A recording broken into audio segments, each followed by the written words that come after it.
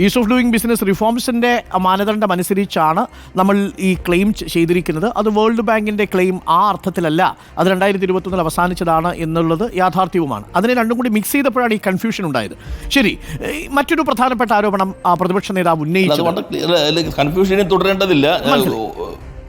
അല്ല അരുൺ, കൺഫ്യൂഷനും ബിസിനസ്, ഈ is of doing business എന്നത് തന്നെയാണ് ഇപ്പോഴും പൊതുവെ ജനങ്ങൾക്ക് മനസ്സിലാകുന്ന രൂപത്തിൽ ഉപയോഗിക്കുന്നത്. കഴിഞ്ഞ തവണ ഇതേ റാങ്കിങ്ങിൽ ആന്ധ്ര വന്നപ്പോഴും അവരുടെ ഒരു പ്രതിവർഷവും ഇങ്ങനെയാണോന്ന് പറയാൻ അവിടെ ഇല്ലാതിരുന്നു എന്നുള്ളത് കൂടി നമ്മൾ കാണേണ്ടതുണ്ട്. ഓക്കെ, ഇനി ഈ പ്രതിപക്ഷം ഉന്നയിച്ച ഒരു പ്രധാനപ്പെട്ട കാര്യം, ഈ 3 ലക്ഷത്തോളം തൊഴിലവസരങ്ങൾ സൃഷ്ടിക്കപ്പെട്ടു എന്നൊക്കെ നമ്മൾ പറയുന്നത്, അല്ലെങ്കിൽ സ്റ്റാർട്ടപ്പുകൾ സൃഷ്ടിക്കപ്പെട്ടു എന്നുള്ള ഒരു കണക്ക് നമ്മൾ വെക്കുമ്പോൾ അത് നമ്മളുടെയൊക്കെ ഓരോ പഞ്ചായത്തിലും അത് കാണണ്ടേ, 2000 എങ്കിലും ഉണ്ടാവണ്ടേ എന്ന് ചോദിക്കുന്നു. മാത്രമല്ല, ഇത് GDP പ്രതിഫലിക്കുന്നില്ലല്ലോ എന്ന് താങ്കൾ പറഞ്ഞ മറുപടി ഞാൻ ഇന്നലെ കേട്ടു. നേരിട്ട് നിക്ഷേപം GDP-യിലേക്ക് പ്രതിഫലിക്കില്ല, അതാണ് അതിൻ്റെ വസ്തുതയും. 10 കോടി വന്നാൽ 10 കോടി GDP-യിലേക്ക് വരില്ല. അത് ലാഭം ഉണ്ടാക്കുന്ന സമയത്ത് മാത്രമാണ് അതിൽ സാമ്പത്തിക ശാസ്ത്രം അനുസരിച്ച് GDP-യിലേക്ക് അതിനെ കൺവേർട്ട് ചെയ്യാൻ സാധിക്കൂ. പ്രൊഡക്റ്റ്, ഗുഡ്സോ സർവീസോ അവിടെ പ്രൊഡ്യൂസ് ചെയ്യപ്പെടണം എന്നുള്ളതാണ് അതിൻ്റെ അടിസ്ഥാനമായിട്ടുള്ള തത്വം. പക്ഷേ ഇന്നലെ പ്രതിപക്ഷ നേതാവ് ചൂണ്ടിക്കാണിച്ചൊരു കാര്യം, നമ്മുടെ ചുറ്റുമൊക്കെ നോക്കൂ, അവർ പറയുന്നത് തട്ടുകട എന്നൊരു പ്രയോഗമാണ് നടത്തുന്നത് പ്രതിപക്ഷം. തട്ടുകട പോലും ഈ സംരംഭകത്വത്തിലുണ്ട്. താങ്കൾ തന്നെ പറഞ്ഞു, ജിമ്മും ബ്യൂട്ടി പാർലറും അടക്കം ഈ പറയുന്ന നിക്ഷേപത്തിൻ്റെ പരിധിയിൽ വരും, സ്റ്റാർട്ടപ്പിൻ്റെ പരിധിയിൽ വരും എന്നുള്ളത്. യഥാർത്ഥത്തിൽ തട്ടുകടകളെ ഉൾപ്പെടുത്തിയാണോ ഇത് തയ്യാറാക്കിയിരിക്കുന്നത് എന്ന പ്രതിപക്ഷത്തിൻ്റെ ചോദ്യം പലരും ഇപ്പോൾ ഏറ്റെടുക്കുന്നുണ്ട്. അല്ല, ഏറ്റെടുക്കാനുള്ള വിഭവമൊന്നും അതിനകത്തില്ല എന്ന് മാത്രമേ ഉള്ളൂ. കാരണം നമ്മളിപ്പോൾ ഇയർ ഓഫ് എൻ്റർപ്രൈസസ് പ്രഖ്യാപിച്ചു. പ്രധാനമായിട്ട് അന്ന് ഞങ്ങൾ കണക്കാക്കിയത് ഒരു ആത്മവിശ്വാസം സംരംഭക സമൂഹത്തിൽ സൃഷ്ടിക്കുക. ഇവിടെ ഇത് സാധ്യമാണ്. ആദ്യത്തെ റൗണ്ട് ഈ ചുമതല എടുത്തതിന് ശേഷം സംരംഭകരുമായി നടത്തിയ ആശയവിനിമയത്തിൽ നിങ്ങൾ what you expect from the government to attract more investment and to generate more employment. ഇതാണ് ഞങ്ങൾ ആദ്യം ചോദിച്ചത്. എന്താണ് ഗവൺമെൻറ്റിൽ നിങ്ങൾ പ്രതീക്ഷിക്കുന്നത്? നല്ലൊരു ഇൻട്രാക്റ്റീവ് സെഷൻ എല്ലാ ജില്ലയിലും പോയി നടത്തി. അതിനടിസ്ഥാനത്തിൽ നമ്മൾ നിയമങ്ങൾ മാറ്റി. ചില നിയമങ്ങൾ കഴിഞ്ഞ ഗവൺമെൻറ് മാറ്റിയത് ഒന്നുകൂടി സിംപ്ലിഫൈ ചെയ്തു. പിന്നെ ഇൻസ്പെക്ഷൻ ചില പ്രശ്നങ്ങൾ വന്നിരുന്നു. ചിലർ ഇവിടെ നിന്ന് പോയില്ലെങ്കിലും അത് പ്രശ്നം വന്നു. ഇപ്പോൾ ഇൻസ്പെക്ഷൻ എല്ലാം നമ്മൾ സോഫ്റ്റ്വെയർ ബേസ്ഡ് ഇൻസ്പെക്ഷൻ ആക്കി. 50 കോടി രൂപയുടെയാണെങ്കിൽ ഞാൻ നേരത്തെ പറഞ്ഞു ഒരു ലൈസൻസും വേണ്ട. 2 മിനിറ്റ് കൊണ്ട് സാധ്യമാകുമോ എന്നുള്ളത് അതിശോക്തിയാണെന്ന് കരുതുമ്പോൾ ഒരു നിയമത്തെ അടിസ്ഥാനപ്പെടുത്തിയിട്ടാണ്. അല്ല, ഞാനൊരു പൊതുബോധ്യം പ്രസംഗിച്ചിട്ട് നിങ്ങൾക്ക് 2 മിനിറ്റ് കൊണ്ട് അനുമതി നൽകാമെന്നുള്ളതല്ല. അത് നിയമസഭയിൽ കൊണ്ടുവന്നു, നിയമസഭ ചർച്ച ചെയ്തു, സബ്ജക്ട് കമ്മിറ്റി ചർച്ച ചെയ്തു, ആ നിയമം പാസ്സാക്കി. അപ്പോൾ ഇപ്പോൾ നിങ്ങളൊരു അക്നോളജ്മെൻറ്റ് എന്നുള്ളത് മാറി പ്രിൻസിപ്പൽ അപ്രൂവൽ കൊടുത്താൽ 3.5 വർഷം ലൈസൻസ് ഇല്ലാതെ പ്രവർത്തിക്കാം. അപ്പം 1 മിനിറ്റ് കൊണ്ടാണ്, അതാണ് വന്നിട്ടുള്ള ഭാഗം. 2 ഇൻസ്പെക്ഷൻ എല്ലാം സോഫ്റ്റ്വെയർ ബേസ്ഡ് ആക്കി. ഒരാൾക്കും വ്യക്തിഗതമായിട്ട് ഇന്ന സ്ഥലത്ത് പോയി ഇൻസ്പെക്ഷൻ നടന്ന് പറയാൻ പറ്റില്ല. 3 പ്രധാനമായിട്ടും എന്തെങ്കിലും പരാതി ഉണ്ടെങ്കിൽ നിയമസഭ തന്നെ ഒരു നിയമം പാസ്സാക്കി. സംരംഭകന് സേവനം, വ്യവസായം തുടങ്ങുന്നതിനോ നടത്തിക്കൊണ്ടുപോകുന്നതിനുള്ള ഗ്രീവൻസ് അത് 30 ദിവസത്തിനുള്ളിൽ തീരുമാനം എടുത്തിരിക്കണം. ഒരു കോമ്പോസിറ്റ് ബോർഡിൻ്റെ എല്ലാ വകുപ്പും ചേർന്നിട്ട് ആ തീരുമാനം 15 ദിവസത്തിനകം നടപ്പിലാക്കണം. 1 ദിവസം വൈകിയാൽ ഉദ്യോഗസ്ഥന് പിഴ ഈടാക്കാനുള്ള നിയമം കേരള നിയമസഭ ആദ്യമായി പാസ്സാക്കി. അതാണ് സ്റ്റാറ്റ്യൂട്ടറി ഗ്രീവൻസ് അഡ്രസ് മെക്കാനിസം എന്നുള്ളത്.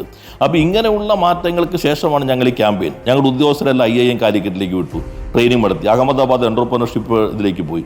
എല്ലാ സംവിധാനങ്ങൾക്കും നമ്മൾ ടാർഗറ്റ് നിശ്ചയിച്ചു. മുഖ്യമന്ത്രിയുടെ നേതൃത്വത്തിൽ എല്ലാ വകുപ്പുകളും ചേർന്നു. ഓരോ വകുപ്പിൽ ഏതെല്ലാം, ചിലപ്പോൾ ഒരു ഡോഗിൻ്റെ ബോർഡിംഗ് ആയിരിക്കാം, അല്ലെങ്കിൽ പൂച്ചയുടെ ബ്യൂട്ടി പാർലർ ആയിരിക്കാം, ചിലപ്പോൾ അനിമൽ ഹസ്ബൻഡറി തുടങ്ങുന്നത്, അല്ലെങ്കിൽ വേറെ രൂപത്തിലാകാം. MSME എന്ന് പറഞ്ഞാൽ 1 കോടി രൂപ വരെയുള്ളത് മൈക്രോ നിക്ഷേപം, 10 കോടി രൂപ വരെയുള്ളത് സ്മോൾ, 50 കോടി രൂപ വരെ നിക്ഷേപമുള്ളത് മീഡിയം.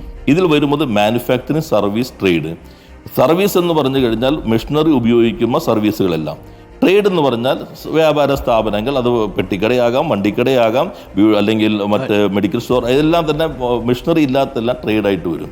ഈ 3 കാറ്റഗറിയാണ് MSME. അതിനെ തുടർന്ന് നമ്മൾ എല്ലാ പഞ്ചായത്തിലേക്കും ഒരു ഇന്റേണെ നിയമിച്ചു. എല്ലാ പഞ്ചായത്തിലും സംരംഭകത്വം തുടങ്ങുന്നവരുടെ വിപുലമായ യോഗം, അത് MLA-മാർ തന്നെ പങ്കെടുത്താണ് ഉദ്ഘാടനം ചെയ്യുന്നത്. പഞ്ചായത്ത് അടിസ്ഥാനത്തിൽ കൂടി ഇവർ ഓരോ സ്ഥലത്തേക്കും പോയി. ബാങ്കുകളുടെ യോഗം SLBC ഞാൻ തന്നെ പങ്കെടുത്തു.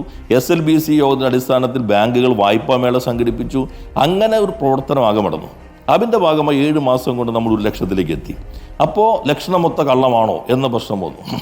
ആദ്യമായിട്ടായിരിക്കും ഒരു നാട്ടിൽ ഒരു മാധ്യമം അത്ര പ്രചാരപരം നടത്തുന്നത്. അപ്പം ഞങ്ങൾ എന്ത് ചെയ്തു? ഇപ്പോൾ ഞാൻ ഇന്നലെ പത്രസമ്മേളനം കണ്ടിട്ടുണ്ടെങ്കിൽ ശ്രദ്ധിച്ചിട്ടുണ്ടാവും, ഞങ്ങളുടെ ഡാഷ്ബോർഡിൽ എല്ലാം ജിയോ ടാഗ്ഡാണ്. ഇപ്പോൾ പറവൂർ മണ്ഡലം ഞാൻ ഇന്നലെ കാണിച്ചു. പറവൂർ മണ്ഡലത്തിൽ ഒരു പഞ്ചായത്ത് എടുത്തു. ആ പഞ്ചായത്തിൽ വന്ന സംരംഭങ്ങൾ ഏതൊക്കെയാണ് അത് കൃത്യമായിട്ട് കാണിച്ചു. രണ്ടാമത്തെ അതിൽ മാനുഫാക്ചറിങ് ഏതൊക്കെയാണ്, ആ മാനുഫാക്ചറിങ് സസ്റ്റൈനബിൾ റിപ്പോർട്ട് ഞാൻ എൻ്റെ ഡാഷ്ബോർഡിലുള്ളത് കാണിച്ചു. അപ്പോൾ അവിടെ ചെല്ലുമ്പോൾ നിങ്ങൾ അത് ഏത് ലാറ്റിറ്റ്യൂഡ് ലോങ്ങിറ്റ്യൂഡ് ചിത്രം ഉൾപ്പെടെ അതിനകത്ത് അപ്ലോഡ് ചെയ്യണം.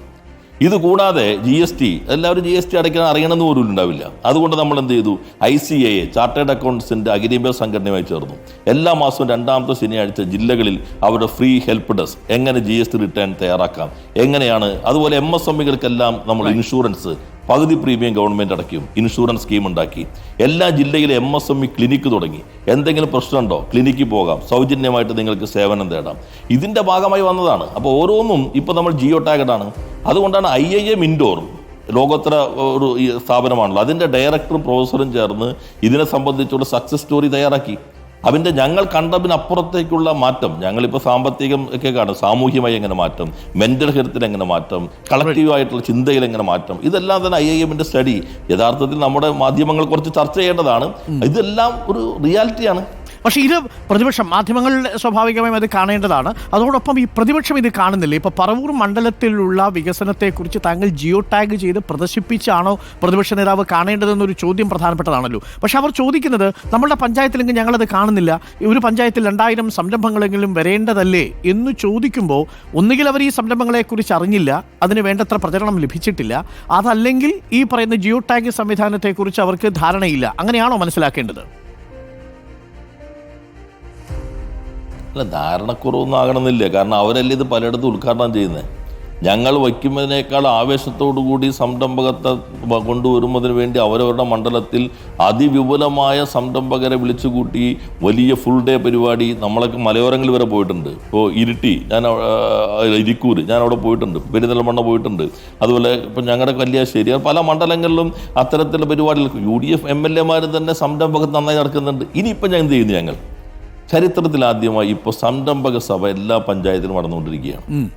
ആ പഞ്ചായത്തിലുള്ള പുതിയ സംരംഭകർ, പഴയ സംരംഭകർ, ജനപ്രതിനിധികൾ, പഞ്ചായത്ത് ഉദ്യോഗസ്ഥർ മാത്രമല്ല, വ്യവസായ വകുപ്പ് ഉദ്യോഗസ്ഥർ, എല്ലാ വകുപ്പിലും ഉദ്യോഗസ്ഥർ, വ്യവസായം ബന്ധപ്പെട്ടവർ ഒരു പഞ്ചായത്തിൽ ഒന്നിച്ചിരിക്കുകയാണ്.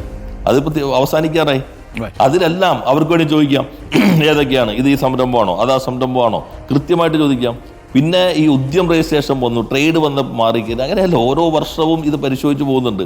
അപ്പോൾ ജനപ്രതിനിധികളുടെ പൂർണ്ണമായ പങ്കാളിത്തം ഇവിടെ നമ്മൾ അവരാദ്യം വിളിച്ചു ചേർന്നു. ഈ സംരംഭക വർഷത്തിലേക്ക് പോകുന്നതിന് മുൻപ് ജനപ്രതിനിധികളുടെ യോഗം ചേർന്നു, MLA-മാരുടെ യോഗം ചേർന്നു. അന്നത്തെ തദ്ദേശ സ്വയംഭരണ വകുപ്പ് മന്ത്രി ഗോവിന്ദൻ മാഷ് പങ്കെടുത്തുകൊണ്ട്, ഞാനും പങ്കെടുത്തുകൊണ്ട്, പഞ്ചായത്ത് പ്രസിഡന്റുമാർ, ബ്ലോക്ക്, അങ്ങനെ എല്ലാ LSTD ഭാരവാഹികൾ, സെക്രട്ടറിമാർ, അവരുടെ യോഗം ചേർന്നു. എന്താണ് നിങ്ങൾ ചെയ്യേണ്ടത്, എങ്ങനെയാണ് പഞ്ചായത്തുകളിൽ നിന്ന് പ്രോത്സാഹിപ്പിക്കേണ്ടത്. അതിനുശേഷം ഓരോ മണ്ഡലത്തിലും ഇതിൻ്റെ ഉദ്ഘാടനം അതാത് MLA-മാർ നിർവഹിച്ചു. ഇപ്പോൾ 3 വർഷത്തിലേക്ക് കിടക്കുമ്പോൾ, പൂർത്തീകരിക്കാൻ പോകുമ്പോൾ സംരംഭക സഭ എന്ന രൂപത്തിൽ ഗ്രാമസഭ പോലെ തന്നെ ഒരു പഞ്ചായത്തിലെ വില്ലേജിലെ സംരംഭകരാകെ ചേരുന്നതാണ്.